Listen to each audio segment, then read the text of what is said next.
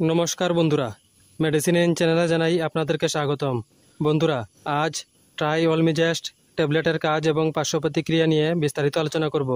তাই ভিডিওটি শেষ অবধি অবশ্যই দেখবেন এবং চ্যানেলে নতুন হয়ে থাকলে চ্যানেলটিকে সাবস্ক্রাইব করে নেবেন, যাতে ওষুধ সম্পর্কে সঠিক তথ্য সবার আগে আপনারা পেয়ে যান। ট্রাই অলমিজেস্ট ট্যাবলেট এটি তৈরি করেছে সান ফার্মাসিউটিক্যাল ইন্ডাস্ট্রিজ লিমিটেড। এটি যে উপাদান দিয়ে তৈরি করা হয়েছে তা হলো অলমিসার্টন 20 mg, আমলোডিপিন 5 mg এবং হাইড্রোক্লোরোথিয়াজাইড 12.5 mg। এটি একটি স্টিপে 10টি ট্যাবলেট থাকে। ট্রাই অলমিজেস্ট ট্যাবলেট হলো একটি ঔষধের সংমিশ্রণ যা হাই ব্লাড প্রেশার বা উচ্চ রক্তচাপ নিয়ন্ত্রণ করতে ব্যবহৃত হয়। এটি উচ্চ রক্তচাপ কমাতে সাহায্য করে। এইভাবে ভবিষ্যতে হার্ট অ্যাটাক এবং স্ট্রোকের সম্ভাবনা হ্রাস করতে সাহায্য করে।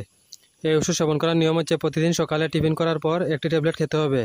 এছাড়া রোগীর সমস্যার উপর ভিত্তি করে ডোজের পরিবর্তন করে থাকেন চিকিৎসক।